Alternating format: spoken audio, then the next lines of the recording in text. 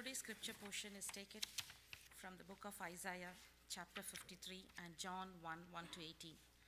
Isaiah chapter 53. Who has believed our message, and to whom has the arm of the Lord been revealed? He grew up before him like a tender shoot and like a root out of dry ground. He had no beauty or majesty to attract us to him, nothing in his appearance that we should desire him. He was despised and rejected by men, a man of sorrows and familiar with suffering. Like one from whom men hide their faces, he was despised, and we esteemed him not. Surely he took up our infirmities and carried our sorrows. Yet we considered him stricken by God, smitten by him and afflicted. But he was pierced for our transgressions. He was crushed for our iniquities.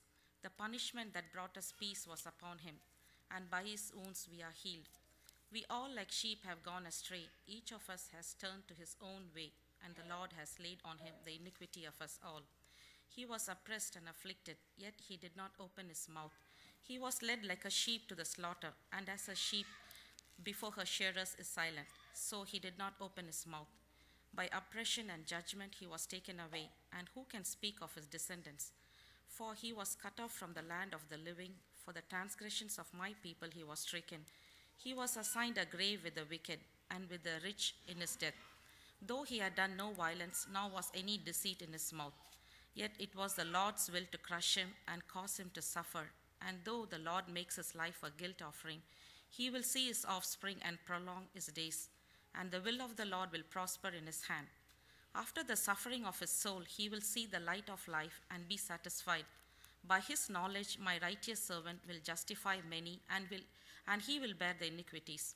Therefore I will give him a portion among the great, and he will divide the spoils with the strong, because he poured out his life unto death, and was numbered with the transgressors. For he bore the sin of many, and made intercession for the transgressors.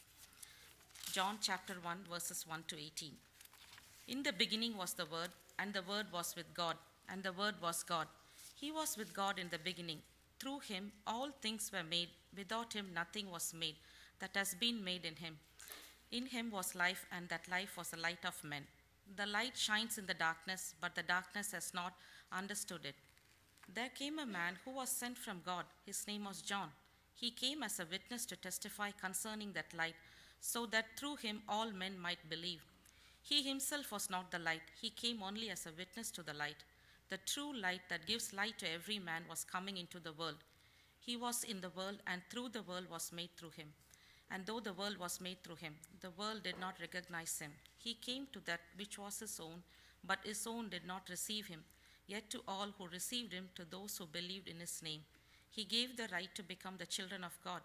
Children born not of natural descent, nor of human decision or a husband's will, but born of God. The Word became flesh and made his dwelling among us. We have seen his glory, the glory of the one and only, who came from the Father, full of grace and truth. John testifies concerning him. He cries out, saying, "This was he of whom I said, he who comes after me has suppressed me, because he was before me." From the fullness of his grace we have all received one blessing after another. For the law was given through Moses, grace and truth came through Jesus Christ. No one has ever seen God, but God, the one and only, who is at the Father's side, has made him known. Here is the scripture reading. Praise be to God.